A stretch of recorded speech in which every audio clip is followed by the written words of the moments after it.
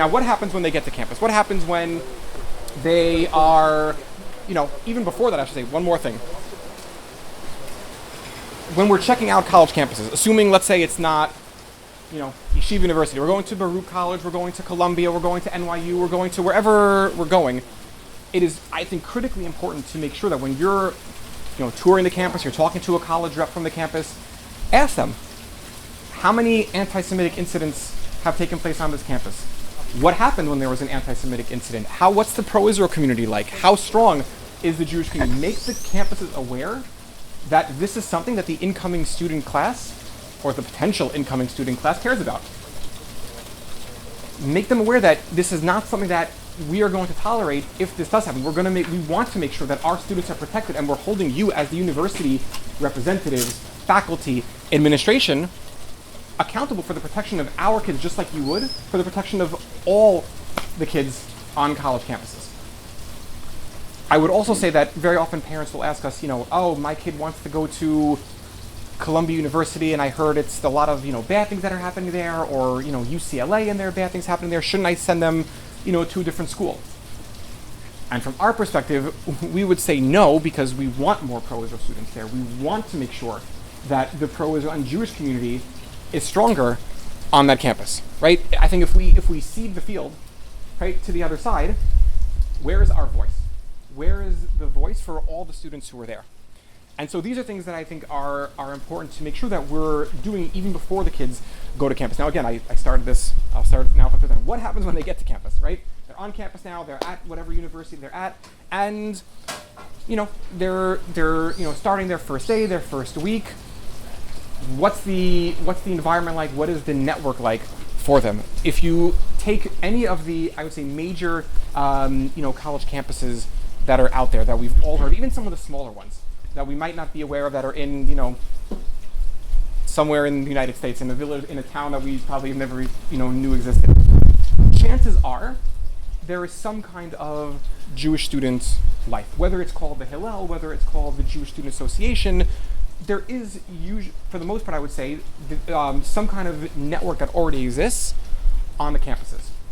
And I think it's important, whether they go to, the Hillel Friday night dinners all the time, or just, once a month, or they're involved, they go to, Chabad, or any of the other Jewish student associations that are there, there is a network that is there, right? It's when we see these campuses that this pro-Israel student was speaking up, or that, this student was, the news makes it seem as if this was the only student who was there. There are many more students and more support out there that we understand. Whether it's Hillel, whether it's Stand With Us, whether it's Chabad, whether it's AEPI, whether it's Camera, whether it's APAC, whether it's, you name it. There are many, many organizations out there that are already operating and providing support for the students that are on the college campuses. What happens now if they see, there's an anti-Israel incident, or, let's take the example that happened to Marcy, but, put it on a college campus. A professor,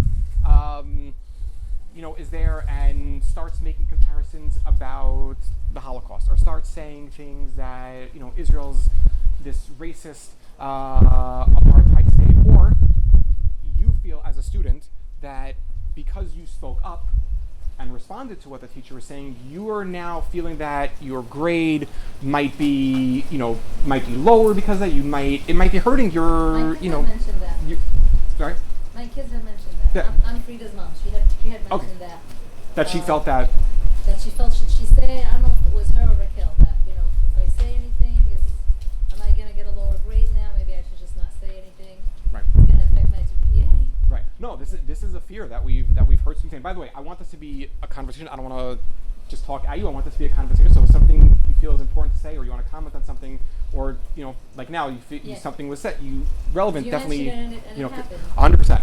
So because we've seen on too many campuses that students have been bullied, they've been harassed, they've been intimidated, whether with grade reprisals or just feeling, intimidated by the campus environment because they're Jewish or because they spoke up and have said that they're pro-Israel.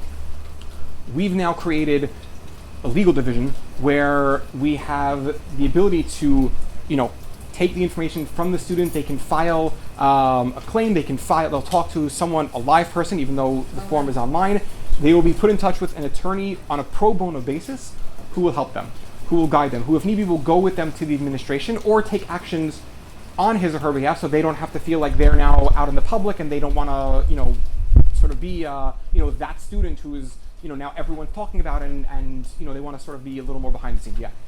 Is there now a list of who these teachers are so the children that possibly go to these schools could cross-reference to make sure they don't take these classes? So there is, it's not a large database. I know and it's not staying with us that created this, but there is a group out there, I'm forgetting the name, that really did a lot of research to figure out who are the main, we'll call them agitators on the campus, whether they're the professors or sometimes the students who are really, causing these problems. We know many of them, obviously, because we've dealt with, unfortunately, too many of these cases. And if someone were to ask us, what's happening at University X or University Y, we're happy to tell them, this professor is one you might want to avoid the class. This is someone else who teaches this where incidents have happened. So there are things like that. And if I remember who it is, I'll send around the, that database that's out there. Yeah. And then, I don't know if you spoke about this while I was inside, but is there any law in place where, like, a professor that's teaching management, why are you bringing up Israel or Jews or things that have nothing to do with the topic at all? I find that a lot happening. Yeah. So there are a number of things. First of all, and I remember there was one case that goes back a number of years ago that speaks exactly to this case where there was I think it was an anthropology professor, I think, at one of the California schools. And all of a sudden started talking about, Israel and the Palestinians, and Israel's doing all these things, and essentially talking about things that had nothing to do whatsoever with the class. And also, this was the main thing, sent out essentially a comparison and different photos of Jews being lined up to go to the gas chambers and Palestinians lined up at checkpoints. And essentially saying, right, this is what's happening. You make your decisions about, about these, about what's happening in Palestine. And when questioned about it, she said, a student actually raised her hand and said, are you making this stuff, are we required to read this and are we going to be tested on it? And she said, no, I'm just sending it out for critical thinking. Which again, there are many, many problems with what she did, and I think we all can name a number of them off the top of our head, but because she started off by doing things that had, first of all, nothing to do with the class, things that were so egregious as to make that kind of comparison, right? Unfortunately, we're seeing these Holocaust comparisons happen way too often, whether it's on a college campus, in political discourse, and beyond. We were able to lodge not only a complaint, but essentially almost file a lawsuit against the university because of this professor, because this professor was now creating a hostile learning environment for the students. And I think short of being fired, this teacher was essentially stripped of all leadership abilities, had to go through all kinds of sensitivity trainings, and really, again, we would have liked, I think, him to be fired, but again, it was just short of him being fired. So through the looking in also into the university bylaws, right? This is something that we also, our legal team will look into on a regular basis. We're not asking as the Jewish community for special treatment on a campus. We're not asking for our students to be held to a different standard. Apply the same standards across the board that you would to any other student on the campus. If the way you're responding to an anti-Semitic incident or any kind of incident revolving the pro-Israel Jewish community, if it's not the same as you would respond to something that happens to other groups on college campuses, why is that? Why is there a different standard one standard for them and a separate standard for us? So I think there are, depending on the campus and also depending on the state that it's in, there are a number of different laws. I think also now that the former President Trump signed in the Title VI and used the executive order, that is something that is helping students, and a number have universities have had lawsuits, government lawsuits, federal lawsuits launched against them because of this Title VI executive order that was signed, and because of the fact of this hostile, unsafe environment that was felt by these students on a college campus. So this is something using the law in our favor, right? These are laws that we lobbied for. These are laws that we, fought for. We should make sure that they're being applied. And so yes, there are laws, there are standards that universities are supposed to uphold, and we're going to make sure that they are, being upheld as much as possible. Yes. Where would a student start if they feel there is that kind of environment in their class? And sometimes it's not the teacher that's starting Right. the conversation. It's just the type of students in the class ends up being. Sometimes it's not a teacher that's promoting Right. that anti-Semitism, but you feel that the students in the class are like, as Frida Right. said, they're sitting on edge, like Yeah. ready to fight. So where would would one of us go, or one of our children, where would they start? What would be the first step? So I would say there's two things. One, again, the majority of the Hillels that are out there, because the Hillels are already on campus and they're sort of a center for Jewish life or Chabad, they already know about Stand With Us and know these resources. So if the students themselves don't know about Stand With Us and they go to the Hillel will connect them with the right campus coordinator who will, be in touch with them and guide them and provide them with the support and bring in the legal team when need be. If they were to go online, they would see, the form that we have right there on our website that you can, quickly fill out. I would also say it's also good, if need be, and we will do this for them. If not, let the campus police know as well. Make sure there's a paper trail. Make sure that the law enforcement agencies, and sometimes even beyond campus police, if campus police are not doing enough, make sure that it gets reported to them as well.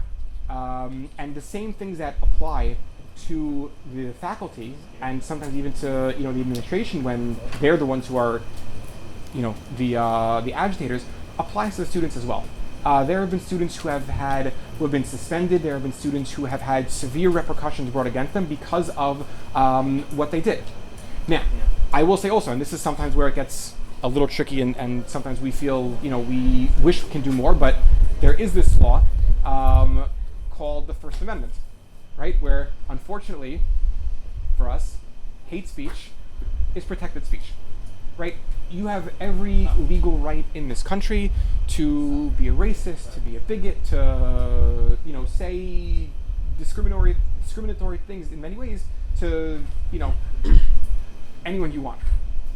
At the same time, we have every right to call that person out, to condemn that person. The university has the right to, if they want to, not have them be on the campus, especially if it's a private university. There are many, many more things that the university can do against, someone who's a racist, someone who's an anti-Semite. And I'll give an example. It just happened a few months ago. It started a while ago, but the final result happened a few months ago. Fordham University in Manhattan, Students for Justice in Palestine, which is one of the biggest anti-Israel and anti-Semitic groups on a college campus, wanted to get official university status to be a club on the campus. And the university said no. They looked into them, and we provided them with a little bit of information. They said, no, we're not giving you, we don't feel you will create the right environment for the students here. They sued the university. The university stood strong.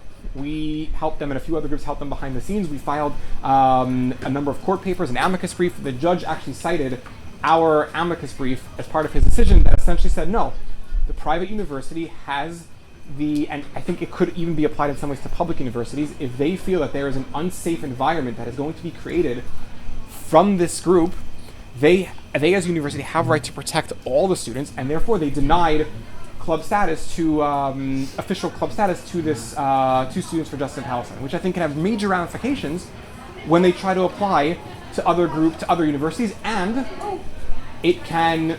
So I think this is important. It's an important precedent that was set by this university, and it's none of that. When we talk about public universities, there were times, and I'm blanking on which universities it was, where Students for Justice in Palestine. Yes, right. So there also have been universities where students have used on their official club platforms where they've put out, swastikas inside the Israeli flag, where they've done other things. And there it is. Okay, just to cut the story short, what happened, right? They sent out the this was images. public. You said this was a Public university where this group sent these images out there, and the group was suspended indefinitely. But again, we made sure that this information was brought to the attention of the right people. We made sure that the community spoke up, and that we made sure that there were repercussions for these students. We're not just going to sit there and tolerate, right, all these things that are being said. And so again, these are just some of the resources that are out there. Whether it's the legal support that we provide, whether it's the strategy for the year for campus programming that we provide these students, whether it's making sure they are in an environment where they feel safe, where they feel protected, and that they have the support not just to stand with us, but of the community at large. And this is why it's important that we have these conversations with the parents of the students and with the wider community, with the rabbis, with everyone, so that they know if something happens, they can help with the efforts. They can make sure that they're being in touch with the university. And the last thing that I'll mention in terms of different efforts is everyone, all the parents, they went to university at some point, right? They're connected somehow to university. Alumni matter to universities for a number of reasons. Obviously, they can be a source of revenue for the university, and the university doesn't want to lose that. They can also provide PR for the university. I know that, Jack went to University X, and I'm thinking about sending my kids there. I'm going to say, Jack, what was university like when you were there? What are some of the things? Don't send your kids there, Avi. It's a horrible place. Okay, so I'm not going to send my kid there. This can be also detrimental for the university. And no university wants to be seen as a university that is promoting or tolerating anti-Semitism. No university wants, first of all, no one wants that PR. And again, like I said, it can be detrimental in many ways to the university. So I think that's for that reason also, it's important that we as parents understand what is available to us and how can we prepare our kids, because we need both. We need the bottom-up approach. We need the kids themselves who are there, who are empowered, who are speaking up, but also the top-down, which is the parents and the community who can put the proper pressure when need be on the university to proactively do what's needed, but if they're not, they fall short of that, to do the right thing when something does happen. When they see something that happens, when they're told of something that happens, when they're hearing that Jewish students are not feeling safe, they're not feeling protected, that they then do the right thing. Otherwise, again, there could be legal consequences that need to be down the road. And like I said, we've already done this with a number of universities. There are many other universities that this could happen on as well if they don't change. In fact, NYU was one of the universities that had a lawsuit brought against it by the federal government, and because of the lawsuit that was brought against them, they eventually settled, and part of the settlement was adopting the IHRA definition of anti-Semitism, which, is anyone not familiar with? Okay, so the IHRA definition, the International Holocaust Remembrance Alliance definition, that's why we say IHRA, because it's just easier that way, is a definition of anti-Semitism that was adopted by over 30 countries. The EU, the UN, including the United States, has adopted as well. In fact, South Korea just adopted the resolution as well, the definition of anti-Semitism. It's a definition that includes modern day examples of anti-Semitism. So essentially, right, when you're saying certain criticisms of Israel, that will be included as anti-Semitism. And so this is something that we feel is important, because in order to defeat something, you have to define something. If we're going to administrations and saying, we want you to fight anti-Semitism, okay, well, give us examples of anti-Semitism. This definition provides those modern day examples of anti-Semitism, the modern day lived experiences of the Jewish people. And so when NYU settled with the federal government because of the claims that were brought against them, part of the settlement was that they had to adopt this definition, and not just on a student government level or as one thing, codified within the NYU policies, make sure that the people who teach diversity on the college campus know about this, making sure that this trickles down, which is something we're now following up with them on, to make sure that this trickles down throughout the university. This is not just a one-time, the president's office uses it as a, just have it there because, look, we wanted to settle this. But it's something that really is part of the university policy, and that is used as the definition to help understand what anti-Semitism is. So, and this is something also that not just on college campuses, we've had this done in, there are a number of states that have adopted it, there are a number of municipalities that have adopted it here in the United States. I know there's actually a bill right now in the New Jersey Assembly about this very topic, so we'll see where that goes. So this is something that we're pushing across the United States and really around the world to make sure that this is adopted and used as the definition, because I think it's really the strongest definition with the examples of what anti-Semitism is. I spoke for a lot, So does anyone have any more questions, comments? Marcy, anything you want to add about I mean, nothing really to add. I guess, yeah, I go to Yeshiva University, so I don't really face anything a lot, but something that I could possibly face that I guess it's important for parents to prepare them for is when they're in the real world. Like, I'm nervous.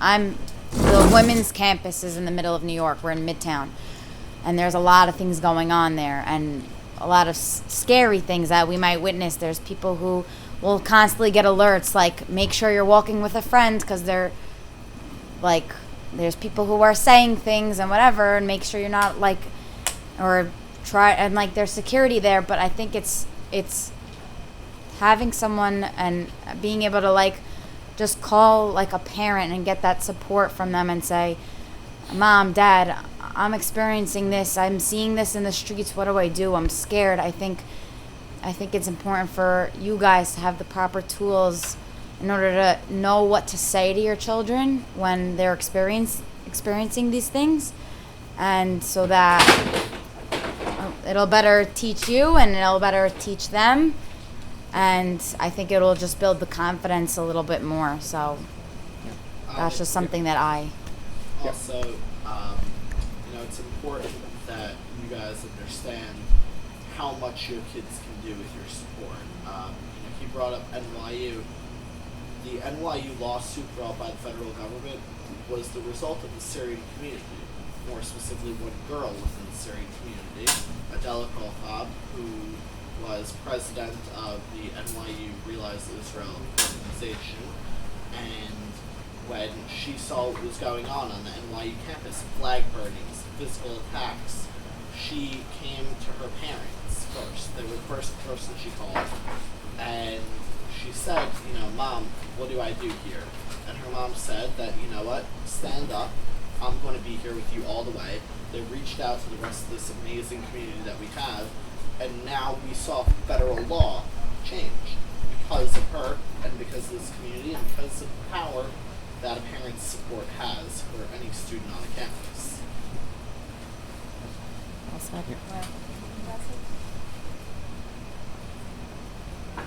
They're not going to let us leave until this is over. So any other questions or comments that I don't have the tools to fight.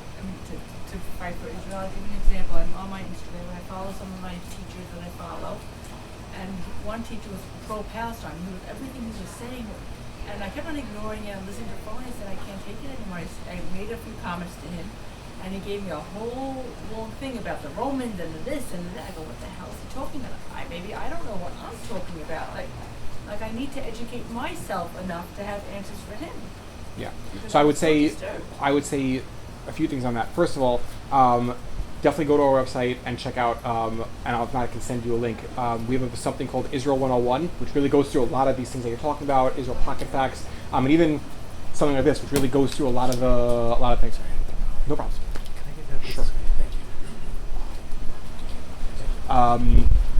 you. I would also say, and this is something that we can, put together for a later workshop or event. One of the things that I think in one of the groups students are learning, and we do this all the time for students, is we teach them techniques as to how to respond. Pretty much taking any accusation, any claim or thing that you hear, and turning it around to make sure that you get your point across. And so that's something that we can do, for everyone here as well. At a future thing. And I think it's also important to realize that when you're having, whether it's a discussion with, a teacher or anyone who's saying these things, about Israel, is who's your target audience? Chances are, we see very often that the people who are saying these things, you're not going to change their minds, right? They're already, the hardcore anti-Israel, anti-Semites, and right, they're not. Chances are, if you can, great. Those aren't the people that were, when you're responding, and you're responding, let's say, in a classroom or in a public setting, you're not responding to educate and change that person's mind. You're doing it for the people around you. The way we look at take a college campus, for example, is we have the 10-80-10 rule. You have, and this can be applied even beyond the campus. We have 10% of the students who are, pro-Israel, nothing you say is going to change their mind. They're going to be supporting Israel. You have 10% of the students who are anti-Israel. Nothing you say is going to change their minds. Is no point in engaging them. You have that 80% in the middle of people who are willing to learn, who want to listen, who with the right arguments, with the right information, right? We can bring them over. I'm not saying that those 80% are all of a sudden going to become rah Israel and join the 10%, but you never know. Those people now are have the information. They're not going to go along and believe what the anti-Israel and anti-Semites are going to say. And so this is something that I think is also to keep in mind, is know your audience, right? And I said this to Marcy also when she was telling me the story. Even if the teacher, talking about knowing your audience, even if the teacher didn't believed, let's say, that slavery was worse than the Holocaust, know who are you speaking to, right? Know your audience, right? So I think that was just a little stupid on his or her part to say that. But again, I think it's important for us to realize as well is, right, know your audience, know who we're talking about, and I think this goes even for, right, the majority of the country. The majority of this country, the majority of people in the world are not inherently born, right, as anti-Semites. They don't know. There's a lot of ignorance, there's a lot of misinformation, and I think it comes to that education that is needed. What's one of the ways that we've seen so many, members of Congress become stay so pros? Because of the education that they receive, right? They've been brought to Israel. They meet with pro-Israel people. They have these relationships, and when we do the same thing with our students, and they do it right with their friends and within the community, that's how we turn the tide. That's how we make the difference. So that's a long way of me answering your question and saying, no, there are those resources out there that we have, and that we can also do these workshops, for the parents as well, for you, to be empowered and be prepared. I think the problem is how much time that I don't think it's 80% that have this open mind. That's a general, yeah. But how much time are those 80% willing to give to hear the whole story? It's so sexy to say free Palestine. Right. That I don't know how much time they're going to invest in listening to no, this you're right. complicated. And you're right, and I think even with our students, look, we tell them we're not asking you to be a historian. Right? There's so much information out there. There's so many facts, but it's a matter of when you look at, for example, answering the tough questions about Israel. This is just basic, right, stuff. We're not even asking you just one thing, right? Again, it's a paragraph, but even this is not the full story. When you talk about, right, free Palestine, I'm talking to a student of free Palestine. Yeah, let's free Palestine from Hamas. They're the ones who are controlling Gaza. Even just little things like that, you get the students thinking, wait a second, Hamas, they're the terrorist group. They're the ones who are at fault. It gets them thinking. And then you hope to have these conversations. Again, you're not going to change everyone's mind. You're not going to reach every single student. But every student that we are talking to, every student who is, again, hearing these other points. This should stop them from the negative. Correct. In some ways, it's like, I feel like we are very often putting out, fires. At the same time, we wish we can be doing more fire prevention. But there are a lot of fires that have to be put out. And I'll say another comparison, right? No matter how good your police force is, there's going to be crime somewhere. You're never going to fully get rid of every single kind of crime. But it's a matter of what resources are we providing to ensure that crime is at its lowest point possible and that the community feels safe. So the same thing in many ways here. What resources are we devoting to ensure that our students, our community feels safe, whether they're on a college campus, in a high school, or beyond? And that's one of the goals of Stand With Us, and one of the goals really of tonight, and what Enough is Enough is trying to do, is to say enough is enough. Today's day and age, social media plays such an important role. Yep. I mean, okay, you and I can go speak to this guy, speak to that, but Israel always struggles with the public relations, always falls behind the propaganda of the Palestinians and the whole Arab world. I mean, we have such brilliant people in the country. I don't understand why we are so much behind on that end. Yeah. If they can get Gigi Hadid to put a post here and there, why we don't have people like that could change? I mean, Israel does so much good things to the world. Yep. Like, I was in a car with someone now.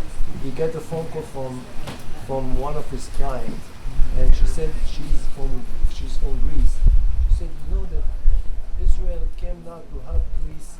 They have fires over there. Yeah. No one knows about it. Why we don't bank on? Why we don't? Yeah, Haiti, in Miami. why we don't bank on all these good things that Israel does? That could change the whole. Yeah. So I will say just on that, and I think this really came to the fore when Israel was fighting in Gaza, was fighting Hamas, right 2 months ago, was we saw the social media war that was being fought.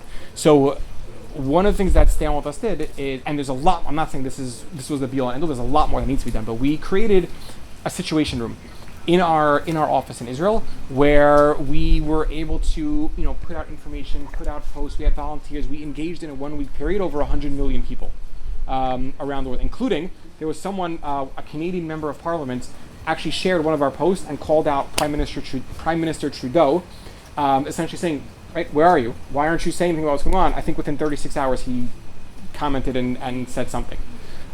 So this is information. The social media war is something we realized was, But again, we're always on the defenses. We had Right. to wait. We had to wait for the war. Right. But now it's calm. Now Right. it's good. Now Right. now we are providing to the world Right. so much goodness. Why we don't educate the people and let them know how good we do it for the world? Right. No, that's a part of it. It's not just a matter of responding. It's a matter of when we can, right? Talk about the positives. Talk about how Israel makes the world a better place.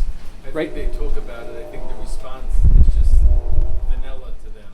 Right. You have to remember that I It's think not people like are it's the naive. negative We have that- to it's the push- negative. Yeah, you're right. We but have to the push negative it that more. they. Of course, it is. Here's- That's the hatred. right. that Here's- comes Right, the out. hatred I comes think out. the Here's- point he's but- trying to make Yeah. is that if you go on social media now, community news is very informative Right. about negative information. Right. Like I know that there was a rally on Fifth Avenue this past weekend in Brooklyn about freeing Palestine, and they don't even want, and they're chanting, one state, Right. Palestine. From the river and to the that's sea, it. yeah. But The same. I think on the other side, there should also be informative information in social media. Right. If they're going to give us snippets, make it positive as well as Right. negative. Keep it a little Right. more balanced in that level. Right. No, 100%. And if you look at the different platforms, whether it's Facebook, Instagram, Twitter, Snapchat, YouTube, whatever the social media platforms, Yeah, whatever they're using, TikTok. TikTok, Telegram, right? That's the newest something. Is that a thing? Here, Instagram. my social media tells me all these different platforms that we're on. Facebook. And I have, but that is a key point, and that's something that we try to do is make sure that we have that balance, right? You want to have, obviously, you want to get information out there that people can use to respond when they see something that's going on, but you also want to make the general information. What is Israel about? What are the things they're doing to improve people's lives around the world? What are these technologies that we use in our daily lives that are, used around the world? How are we helping? And we actually just created a video that's Does starting your to. organization have a feed on Yes. social media? Yes, if that- you go on Facebook or pretty much any social media platform and you type in "Stay On With Us," you'll see our posts, and you'll see like a nice mix of these posts. We actually just created a video that has the images and footage of Israel helping in countries around the world, even countries that they have no diplomatic relations with. And showing how they're helping people, improving lives, whether it was from Surfside, Florida, with the collapse of the building there, to an earthquake in Pakistan, really all over the world. And I'll end with the story that one of my former colleagues told me. He was going to be a diplomat representing Israel in Nairobi at the UN headquarters there. And he was told in advance, when you get there, you get into the car service. If they ask you where you're from, don't say you're from Israel for your own security, your own protection. So what did he do? Driver picks him up. Where are you from? Says Israel. And he was ready to, respond to all the accusations and everything that was going to come at him. And the driver said, "Thank you." And says, "What are you saying? What are you thanking me for?" He said, "See that hospital over there? Oh, wow. Israel helped build that. This road that we're driving on now, Israel helped us build that." There are so many parts of the world where politics is irrelevant to the people. They want to live their lives, and if Israel's going to make the difference to help that, they want. There was a baby. I think it was in Haiti after the earthquake there. They named the baby Israel because of the Israeli team that saved their life, that saved the baby's life. And so you're right. These are things that we need to be doing more of. But But we also need to do it also if there is on a local level, because I think people Right. relate to it on a local level. Right. Like you said, Right. it was in Bay Ridge, right away. Someone would, if they knew there was a pro something Israel, No, I'm not saying there's no positive at all. No, but there's I'm just a saying lot but more if- negative. Right. Right. than there They is keep positive. everything quiet. Like the One Heart organization in Israel, they take people from Africa, from all over the world, and they do heart transplants Yes. in Right. Israel. Right. It's also interesting to point out that while rockets were raining down on Israel from Hamas, that I think one of the daughters or nieces of the head of Hamas was being treated in a hospital that had a red alert siren go off. So it's just thinking about the things like that same hospital could have been Those stories aren't out there. But it No. could- Right. No, they're not. We all Also- we all share it between among Yeah, ourselves. that's very You true. know, I don't think anyone over here has the guts to, to send it to someone that is not within our cycle. Like But I think if anyone has, friends that they're on Facebook or Twitter or whatever who aren't necessarily right one of us, they're followers, right? They'll see your post.